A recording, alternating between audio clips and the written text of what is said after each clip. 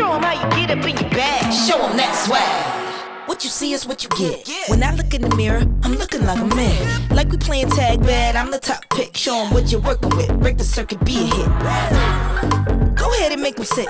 If you gotta hate it, then your purpose is equipped. Tell them catch you later, cause you serving up some grits. Meaning hot with the drip when I drop in the mix. The proof is in the pudding. Show 'em how you do it. They do it like they shouldn't.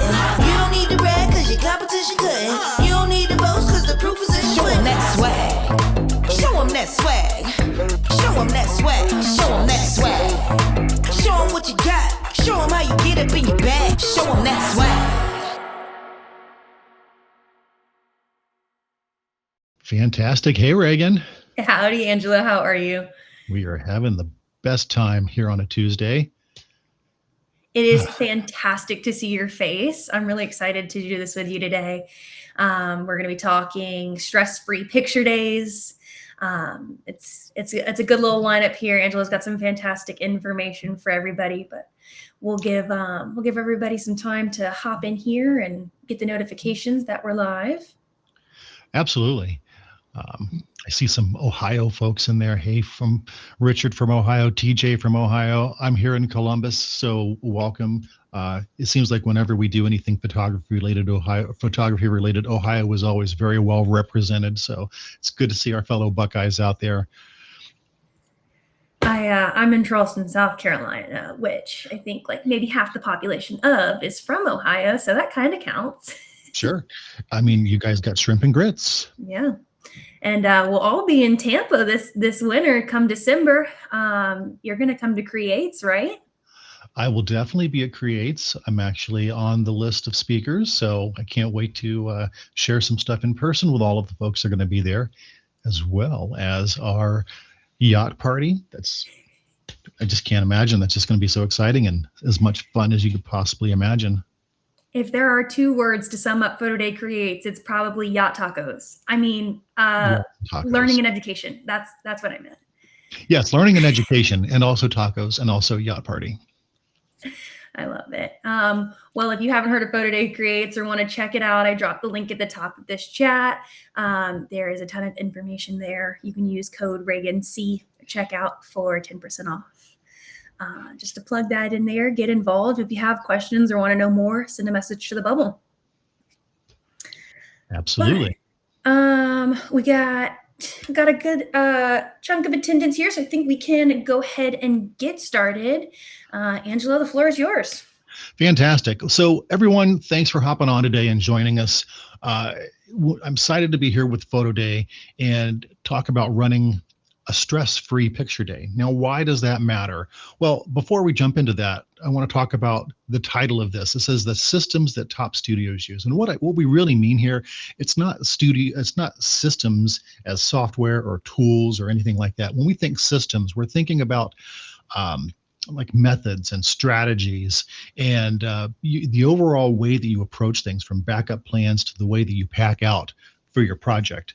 So before you even load your camera into your bag and put it into your car or your van, tools give you leverage, but processes gives you control.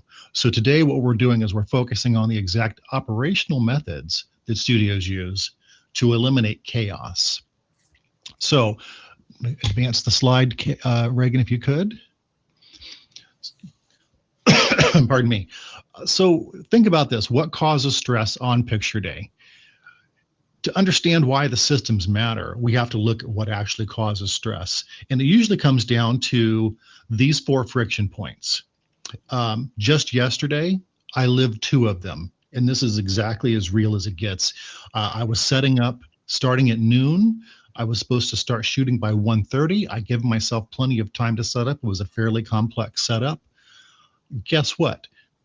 The folks that were in the facility where I was setting up weren't going to be done until 1 o'clock. So there's number one, time pressure. A setup that needed a full hour plus got compressed down to 30 minutes. And then mid-shoot, right in the middle of it, our power goes out because the school had some construction going on where we were shooting. And the power went out. So we had to go from operating and shooting into triage mode. We had to think about, are we going to extend the shoot when the power comes back on? We had to think about, well, maybe we can't get the power back on, but I can run on battery, but that might take longer.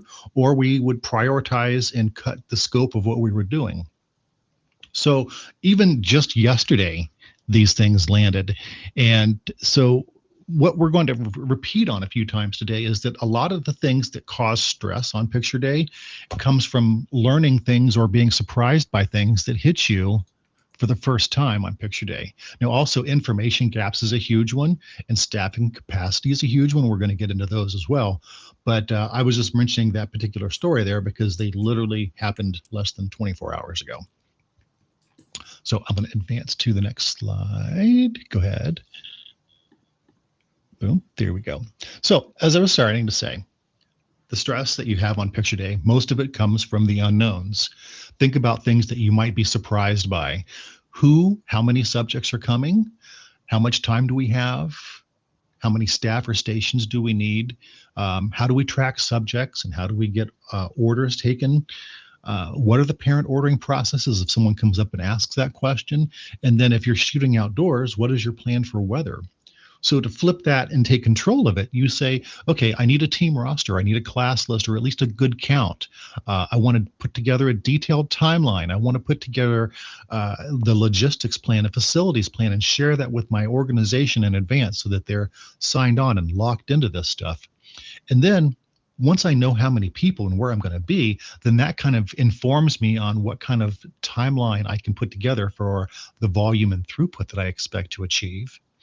And then where photo day comes in super clutch for me is I'm a huge fan of using private galleries so I can use a capture app. Now I don't have to write down jersey number, player name, and all of that stuff as I go. I don't have to fuss with any of that kind of stuff. I've got their name, they're checked in on my capture app, or I've started using registration forms as well. So I let people go out and do their own registration, and that puts them into my private galleries. And then the other thing that is really important is communications. Is once you start putting all of these plans together, you can have the best laid plans, but if you communicate them to no one, they do you no good. So, and then the last thing, the last one on the list, there was a backup plan being in place. So yesterday, when I had the power go out, I didn't think about in advance how I would get through that, but I had extra equipment, I had battery, and I knew what my choices would be when that happened. So I was at least more prepared for it than completely caught off guard by it. So the bottom line, stress isn't caused by the event. It's caused by discovering important information for the first time on picture day. Okay, let's move into our next slide. So when I think about a picture day event, I center my planning around 4 key points: the subjects, the time, the capacity, and then what are the risks and unknowns. And I'll step through those. Subject count is huge. If I know how many people I have, I know what I'm doing. If I don't know how many people I have, I'm shooting at a target that I can't see. So how many teams am I shooting? How many classes am I shooting? How many coaches, headshots am I doing?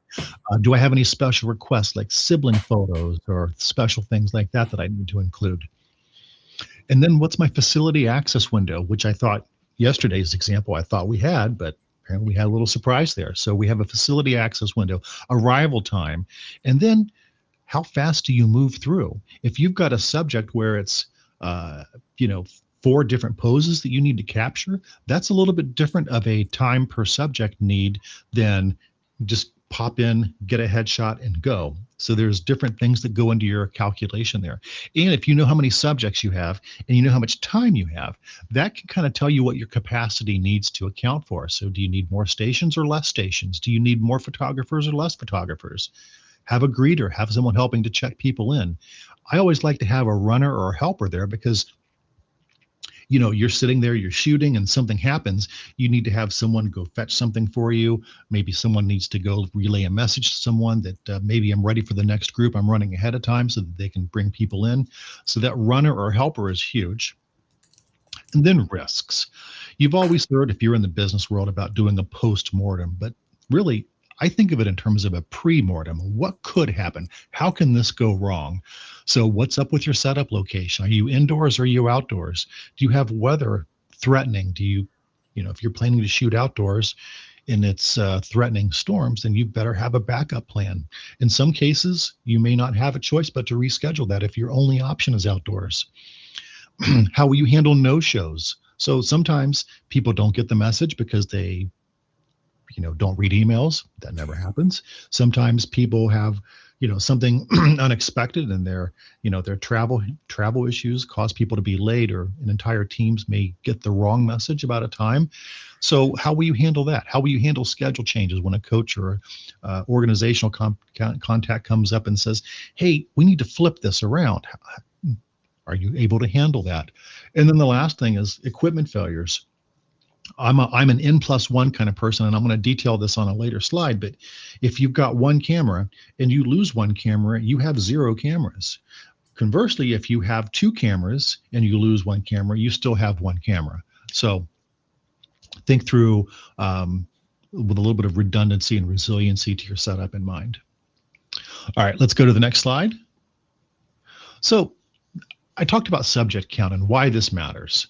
So in my screen example, 20 subjects is a very different job from 30 subjects, even at a small scale like this, because once you account for the clock, when you only have an hour to work with, or if you only have an hour to work with, in the setups, when each subject visits multiple stations, let's say they're doing a headshot station and then a dramatic station or something along those lines, and you've got to move people through, and then you've got to account for the extras like siblings or coaches or full team photos and things like that. So this is where stuff like your roster and your class list, your registration forms and your group galleries and all of that kind of stuff with, if you're using those instead of the private galleries, those things are your inputs to this. And if you still don't have good information, you can look at teams of a similar size. You can look at your historical participation. You can kind of go back and reassemble this if you don't have good numbers, but you want to get as good of an idea as possible.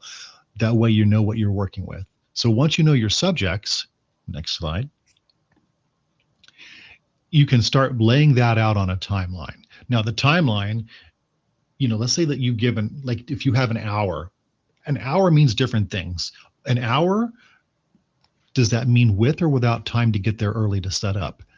If you have 3 classes or teams, each team has 20 kids on it, and you need about about a minute per kid, that's a different calculation than, hey, you've got these 3 teams of 20s, but they're scheduled an hour apart.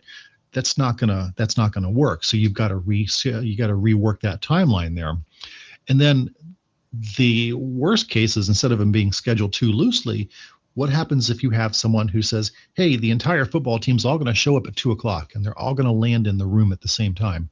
That's a huge problem. So the idea here is that you sit down and you think this stuff out. You build a timeline. You think about, where do I need to be and when do I need to be there? You account for things like the check-in process. How long do they want to wait in line? Don't make them wait too long, right? Because you don't want them to get antsy. And then if they do take a photo and they're in line for getting ready for the team photo, remember that first person has to wait for the last person if they're going to line up for a team photo together. So try to keep that stuff moving quickly and move it efficiently. And then things like multiple groups, stagger their arrival time so people aren't sitting making noise, perhaps getting injured, which has also happened before, where people were just horsing around.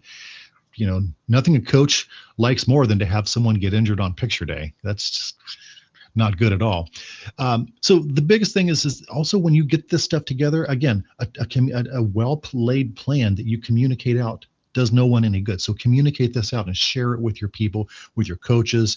Let the coaches share those times and the key times and places to be with their players, so that everyone knows where to be. And the same thing would apply for if you're doing a school or a class. Do a block schedule so that everyone knows where to be and when. All right, next slide.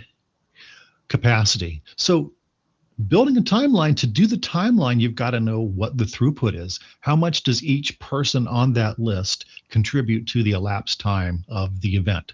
So expected subjects, let's say 70, divided by your allocated time, let's say 70 minutes equals the required throughput. You have to at least hit one subject per minute. And you can add time for class or team photos, coaches and teacher headshots. Then add time to say hello to everyone and explain what you're doing and how you're going to do it and how to move between the setups. And if you're doing something where you've got to do lighting changes, make sure that that's all accounted for and calculated within the overall timeline that you're building out.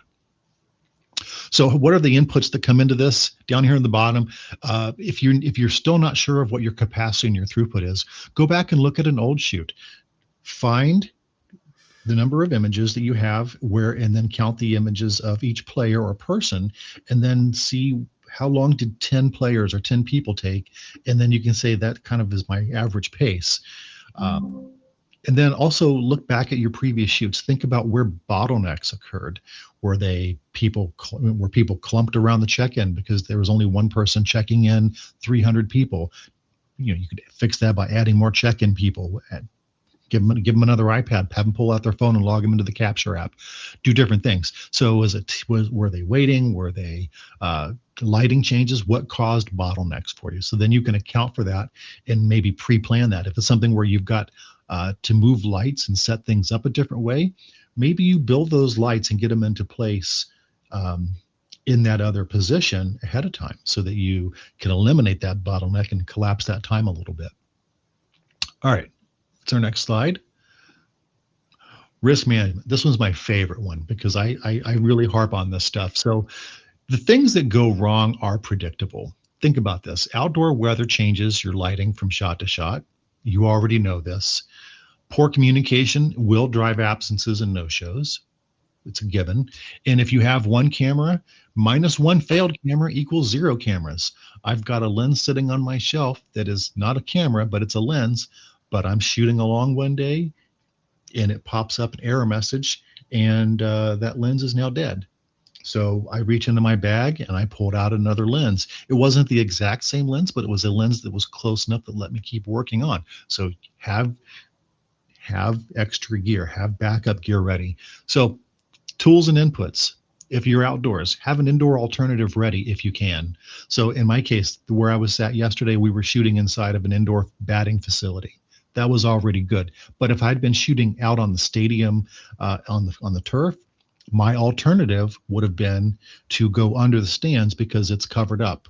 That's not bad. It's the entire section under the stadium bleachers, and that would have been just fine. So I would have had that built in if that would have been the case. Also, if you're going to stagger arrivals, make them tight enough that you can pull teams in earlier if someone doesn't show. Let's say you've got a group of 30 and only 25 of them show up. Don't make yourself wait for 10 minutes. Pull that group in so that they're queuing up early so that you keep things moving. And then think through in advance with what kind of team or group or class you're working with to think through, how do I handle no-shows? Are we going to offer a reshoot? Are you going to send them to your studio if you've got a brick and mortar, or if you've got a location? Are you going to maybe schedule a makeup day? So there's all kinds of ways to address that as well. And then again, we're going to beat the dead horse here. N+1 on your gear. Bring one more of all of the things that are critical than you need. That's why you'll see me shooting a camera that has 2 slots.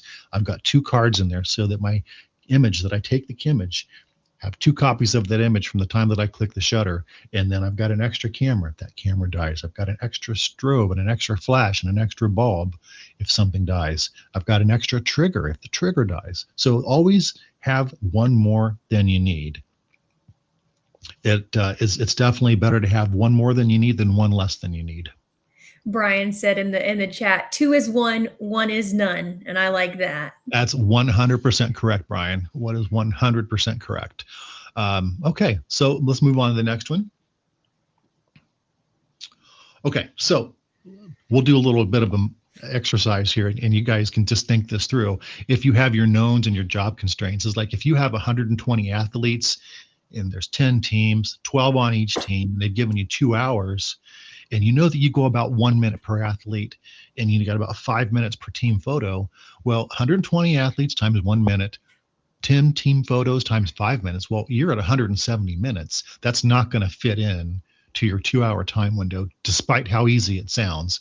So the gut check on this says that's not going to work. So me being the planner that I am, I'm going to say, hey, I can bring a second station and do 2 photographers on this one and go, I'm basically going to increase my throughput to 2 athletes per minute. That'll work. Or I'm going to say, hey, I really need 3 hours, not 2. So 2 ways to work out a problem like that. But as given, 2 hours, 120 players or students in a class won't work. So just kind of do the math isn't super difficult, but think it through. Planning now saves headaches later, and it's much better to show up with that level of professionalism that says, hey, we worked this out. This is what it's going to look like, versus getting there and being, oh, you're at the end of the time and you're still not done yet and you look kind of silly. So, and that was something that I, definitely had happened to me earlier in my days of doing this stuff. It's stuff that we've learned from. This is one of my favorite sides that you have. As photographers, we're yes men, but sometimes we can bite off more than we can chew. Give yourself the allotted time that you need. You can't make yourself go faster. Absolutely. Okay. What is next slide? We have opt-ins for the win. So you've done all this work. You've made some really great images. Now you got to connect them to the parents and the people that are going to come in and buy them. Opt-ins for the win. I'm a huge fan of private galleries because I can sit there and I can take photos all day, but if I don't have a way to get them to my customers, I don't make any money. So with private galleries, you get that email, up to 3 emails. If you've got multi-household families, you've got buyer access. Registration data gives you roster-driven workflows, which are incredible versus the alternative. Using even if now you're doing a group with a single opt-in code, that is so much more important and so much more effective from a sales perspective than just letting people do, hey, hit the code and log in, and maybe you'll buy a picture. The marketing and the sales connection is so much better when you have roster data and you have that ability to connect one-to-one with the parents. The registration form is that nice gap filler between private gallery where you're kind of stuck because they can't get together a roster till the last minute. You can do that registration form, let people self-register. It might even speed up the check-in process because now all 30 or 50 people can pull out their phone and take their own selfie and log themselves in. And then you can also put up that job-specific QR code at the event, send it out before picture day. People can register ahead of time. But having subject data improves the ordering experience and puts more money in your pocket. Bottom line. Pardon me. All right, what's our next slide? This is so important. I've said this earlier. You can put together the best plan, but if you don't communicate it out, it's not going to help you anywhere. So if you have a helper with you, someone who's doing your greeting and doing the iPad or checking people in, spend 2 or 3 minutes with them and let them know. People are going to ask. All the ordering is online. There's no paper forms. Photos are about 1 to 2 weeks when they come out after picture day. Opt in by text, watch for the email notification. So even if you've got the email on a private gallery, they should still log in with their cell phone, send that text message to 90738 with their private access gallery code. That way they get notified the moment you click to put that job live. Let that person know how orders are going to ship, whether they're going to be coming directly to their house or they're going to be coming to a central location. If they're doing the bulk ship, where you've got everything coming to a central location, let them know, hey, you're going to order by this date. Photos are going to be printed and shipped directly here to this address, to this person. But if you miss that, you can still order and you'll just pay a slight shipping fee and everything will come right to your door instead. It's not that you missed the deadline and you're out of luck. It's that you missed the deadline, but you've got to now pay shipping. And then any other job specific details that might be relevant, like, yes, you'll have multiple poses. Yes, you'll get to choose your background or whatever the case may be. But you can even put together a small card or spin up a quick landing page with a QR code on it that says, hey, if you've got more questions, just click this here. In one of my favorite, easiest ways to create a quick landing page like this a little tip here. If you've got Google Docs, go into a new Google Doc page, write it out on a Google document, go up to the file menu, choose publish. You can share it to the web, and then there's like a URL that you get. Go make a QR code out of that URL, and then anyone who can go out, click on that thing, and they can see what you just wrote there. It's like it doesn't require anything but sharing a Google document out to people. If you use publish to web, that's going to be read only. You don't have to worry about anyone going in there and editing it for you. Okay, so next slide. Key takeaway. Let's bring it all home. The best studios don't eliminate problems, they eliminate surprises. So if you know your volume, if you know your timeline, if you know your capacity, and you have a backup plan, that's how you turn your unknowns into knowns. And I'll go one more slide here. I'll let Reagan, I'm going to take a breath, and I'm going to let Reagan go through this slide, because this is really, this is the important one. Angela, thank you so much. That I learned so much, and we've gone through this a couple of times. So I appreciate you so much on this. Only pay when you sell. Photo Day makes it really easy. There's not any subscription fees, any yearlies, any hidden, costs. Everything comes with the Photo Day fee, and it's only 10% right off the retail. If you are not a Photo Day user and want to learn more, send a message to us. We are more than happy to give you any information that you need, set you up on a call, talk it over, and get you started. There is one more slide here, which, yes, there's a QR code here. Scan that or send a message here. We'll get you everything you need to know. Do have a couple questions, Angelo, if you have a few minutes on those. Absolutely. So first of all, what's the Capture app? The Capture app is the Photo Day application that runs on your mobile device, I use it on my iPhone and on my iPad. I also create accounts for my helpers so I can log them into the app on their own device, on their own email and password. And what it allows them to do is, when I'm setting up a job, I put it in that it is a private gallery. And then once I set it up as a private gallery, it syncs that to the Capture app. The Capture app on Picture Day brings up a list of all of the people who are part of that roster or that class list. You click on it, you snap their photo. That reference photo then becomes how you can match the photos that get uploaded from that day to that customer or that subject's gallery. And it's free. It's part of what you pay for with the Photo Day fee. Rick asked, any thoughts on advance pay? Advance pay is a super incredible advantage for anyone who sells photos on Photo Day. Because here's the thing, money spent is money forgotten.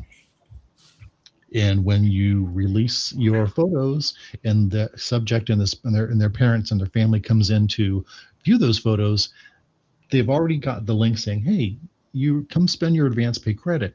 And if they see that they've already spent $35, $40, $50 or whatever, they're going to spend at least that much. But they're like, oh, what's another 10? What's another 20? What's another $30 to spend to get this extra package or this extra download or this download all that I've already gotten most of it paid for already?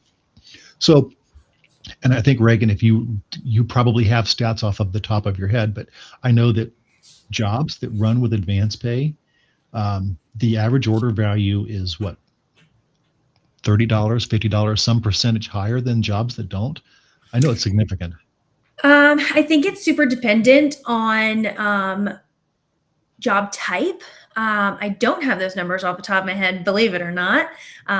But yes, jobs with advance pay typically have higher average order values. You've guaranteed participation. You know that that customer is going to place an order, and then you've walked into this job with a little bit of money in your pocket. For context, for those that don't know what advance pay is, it's the Photo Day take on prepay. It would just allow your customer to purchase credit, and then that credit applies towards their order once pictures are ready. They're not locked into any sort of package or product, which allows them the flexibility to purchase more. So TJ says, what do you do prior to picture day or on site on picture day to make sure people are registering if you don't have the staff to do a check-in person? We do email flyers and have lots of material on site, but we still have a gap in registration and a significant drop in orders. So TJ, what I'm doing is one of the things that I talked about is you're introducing yourself to your folks, gather everyone around, say a quick huddle. Hey guys, did anyone not register yet?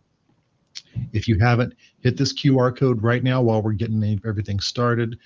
Go in, it's going to ask you for your name, your details, and you're going to snap a quick selfie and do this here right now. And they're sitting there with their phones already. They'll go do it. I mean, it's not usually a huge deal. What I've run into more than less is someone accidentally registering twice, and they're in there twice, which is a little cleanup work for me. But honestly, I haven't had any problems with people not registering, because what'll happen is when I'm uploading images after picture day and I'm getting them ready to sell, I can see how many faces are not recognized, and it tells me maybe I need to go track down who that person is. And that's not really an issue for me with this.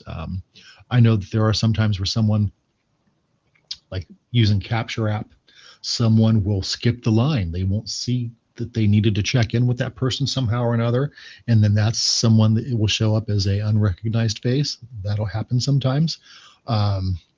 I've sometimes seen it happen where a person gets matched to more than one gallery, and I go back and track it down and find out that that person's face was in the background of someone's reference photo. So photo day matched two subjects there, and you've got to go through and do a little bit like that. But like in general, the matching is very accurate as long as the date is there.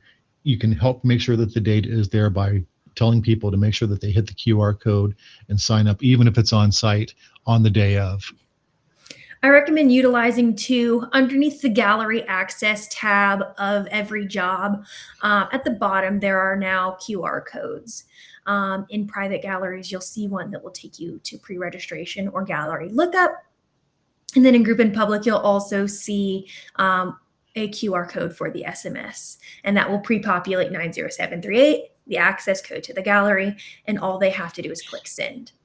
I recommend using those, have them on a banner by the door if you don't have a person that can do check-in for you, with some instructions that say, scan this and make sure you're doing X, Y, and Z to prepare before the shoot. Absolutely. Richard asks, I'm about to use Photo Day for the first time. Thank you and congratulations. You're going to love it. What is the best way to prep parents who aren't used to ordering online for their pictures and have only done a traditional order form? Here's how I describe this. And Reagan, keep me honest here. My way of explaining this is you're going to love it. It's the best way ever. The way that this works is you'll come online once you get the announcement that photos are released in live. Once you come online, you'll see your photos that are available. You'll add your favorites to you'll add the ones that you like to your favorites. And then from there, you shop and pick out the items that you want. You go through the process of customizing them, center them, zoom them, however you need to get them so that they look perfect on your screen. What you see on your screen is what will arrive in your inbox or your mailbox from the lab when it ships to you. And depending upon bulk versus drop shipping, there's a little bit of a difference there. But essentially, once you go through the process of customizing each thing that's on your list, you hit checkout, and your order will arrive either to the bulk drop-off point or to your door if it's a drop ship. And the other thing is like, and if you're a digital person, as soon as you go through and pick out your photos, they'll be available for download right as soon as you check out.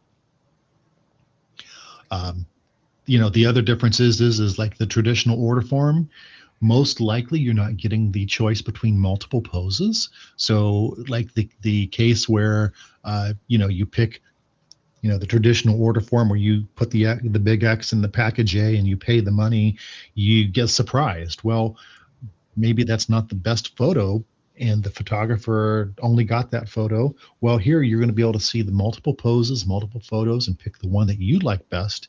And unless someone has done something with one of the new features where you can pick different poses or lock the packages to a certain pose. You can also mix and match poses within a package, which you also cannot do with the traditional order form. So, so that's one of the other things there is like you can say, hey, traditional order form, you get a surprise. With me, you see before you buy, and there's no surprises. And whatever you order, whatever you pick, however you customize it, is exactly how it'll appear when it comes to you. Another thing to add there too is that the photo day system, the customer cart, does a great job of walking the customer through the product, the process, adding to cart, checking out. So you don't necessarily need to, give them the tutorial or the how-to. What's just going to be really important on your end is to make sure that you have access to them in a marketing way to say, hey, your picture day is coming, and then, hey, your pictures are ready. The rest will fall into place pretty perfectly.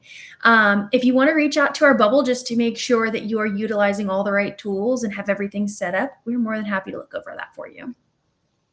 Yep. So Chris asks an important question. How do you communicate all of that information to parents of high school sports teams when you never see the parents and all communication goes to them from the booster club? And quite honestly, this is one that I face all the time. So the way that I handle this is I'll write up an FAQ document. I try to make it short, punchy, actionable, something that's easy to scan without too many words on it. But basically the idea is to put all of that stuff in like very specific call to action, and put that into like I mentioned earlier, you could use a Google sheet, a Google Doc with a publish to web QR code, push that out to the parents. I also, since I'm almost always going to have an email address for every parent. I can also put that into a custom email address or a custom email out to those parents using the built-in marketing feature that's on the job. You can go in and you have the ability to do a custom flyer where you're saying, hey, Johnny's picture is ready. And then you've got that certain number of characters that you can put extra information into. You can use that. I will use that. I will also use my own personal mail merge that I use outside of Photo Day, but I'm also making sure that I've got, when I do that, I'm using their access code and their personal URL in there, and I'm putting all of the other information that's relevant to that particular player to make it hyper personalized, hyper specific, and relevant to what their needs are. So like, for example, if I'm dealing with high school seniors, I'm like, they're seniors in this sport. I want to make sure that they know that, hey, by the way, this is one of the last times that so-and-so is going to have professional photographer, professional photos taken for quite a while. Let's make sure that you capture these memories and other kind of things that, it's not too salesy, but not too, not too pushy, but you want to make sure that you kind of get the point across that these are really good images. They're not the standard stuff that you get from the school photographer. And, hey, it's worth coming to check out, and you can still see before you pay. So it's really a good value that way. Okay, Rachel says, is there a way to share a student's gallery link and access code via capture if we don't have access to Photo Day on site? If you're in the capture app, yes, you can push on.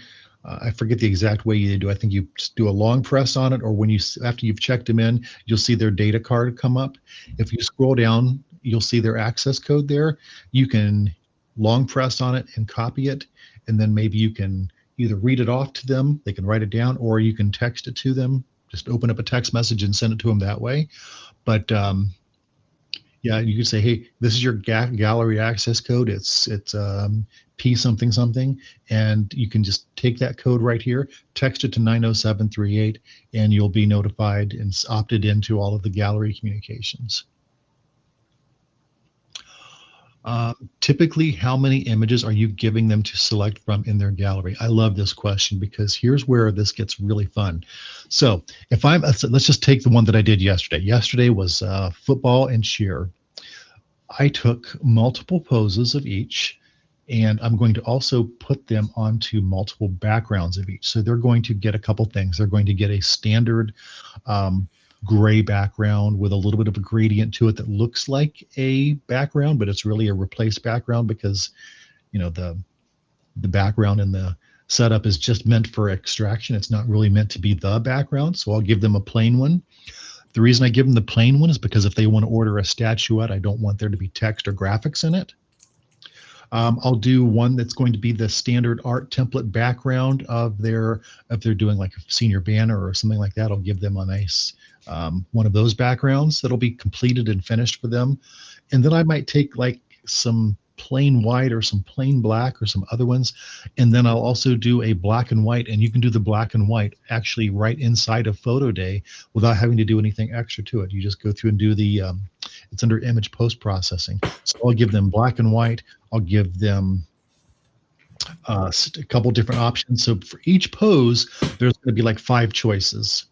And then there's at least 3 or 4 poses. So by the time that that person opens up their gallery, they're going to see between 20, 25-ish, maybe even a few more individual photos. And that's before we throw in any team photos or anything like that. So you take 3 or 4 images of each person plus a team photo, they get 4 or 5 images in their gallery. But if you throw the extra variations and backgrounds in there with the black and white, now they've got like 25 things, 28 things, whatever that math works out to be, to let them see, hey, there's a lot here, and there's a lot like, hey, that standard white one might be something that grandma would hang on her fridge. And hey, maybe we want this one here because it kind of looks like a sports trading card look, and we're going to print that off for the cousins or something. You're giving them options. You're giving them, basically, you're creating sellable inventory is what you're creating there. And hint, hint, the black and white converter is free to use. It's absolutely free to use, and it's really good. It's super, super easy to do.